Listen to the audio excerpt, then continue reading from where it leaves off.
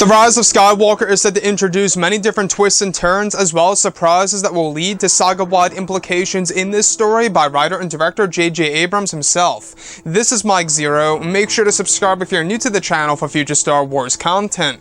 Now, one thing about Episode 9 is that we do know that the lineage of Rey is going to be revealed in this film, as well as other aspects of the Star Wars franchise that will be applied to the character of Rey and exactly how she is going to carry out her missions from start to finish of the plot of this film.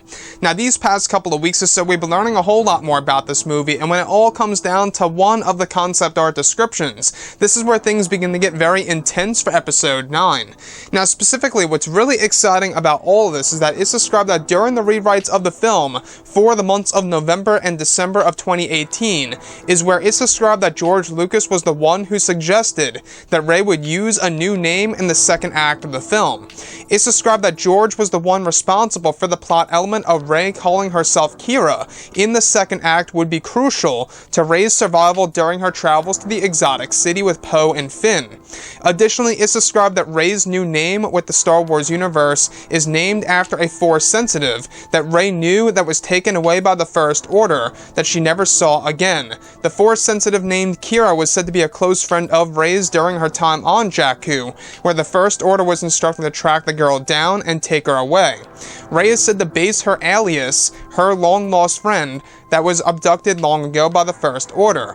This was also said to be an original story pitched by George Lucas for Episode 7 that was rejected by Disney that now fits the story of Episode 9.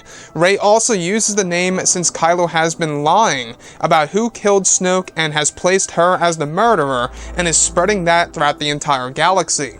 So let's go over a couple of parts about this. Now, we heard about Rey using the name / alias Kyra a couple of months now, because we do know that this movie is really going to somewhat mimic of what Kenobi did after all. You know, on Tatooine, Obi-Wan Kenobi called himself Ben, and now in The Rise of Skywalker, Rey is doing pretty much the same exact thing that Ben Kenobi did, that Obi-Wan did, you know, giving himself, or herself I should say, a brand new name in order to either hide her identity or cover her tracks. Now, in this scenario, George Lucas is actually said to be a part of the rewrites that actually led to this very moment within the second act, where Rey, Poe, and Finn travel to the exotic city, where Rey is essentially forced to use a different alias. Now, the reason as to why she comes up with the name Kyra in-universe, alright? In-universe meaning, of course, within the actual storyline of the movie, is because Rey actually knew an individual that she was very well friends with on the world of Jakku that was named Kyra. So it seems like that they are trying to really create a reason here as to why Rey is using the name Kyra and exactly why she even thought about that name. Now, in case you guys are unaware, Kyra was the original name of Rey in Star Wars Episode 7 that was ultimately abandoned and put to the wayside. Now in Episode 9, they're using the name of Kyra as a long-lost friend of Rey's that was taken away and abducted by the First Order because she was a Force sensitive. Now, I don't know about you guys, but that is very interesting because we do know that this movie really is going to explain more elements in between the events of the sequels and the originals and what took place before the events of Episode 7 by JJ. You know, after all, at the end of the day, J.J. Abrams is the one who came up with the character of Rey and introduced her into the Star Wars universe.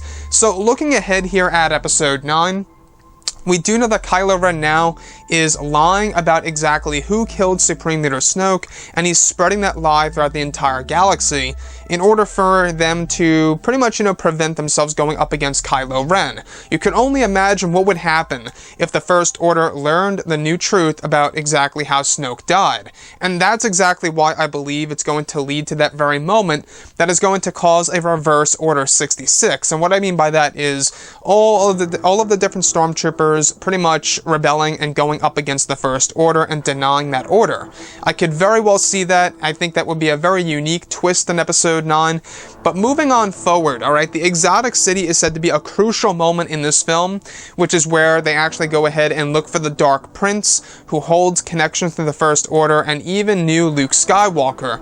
Now the Dark Prince is said to be the canon version of Prince Shizor from the expanded universe, specifically based within Shadows of the Empire.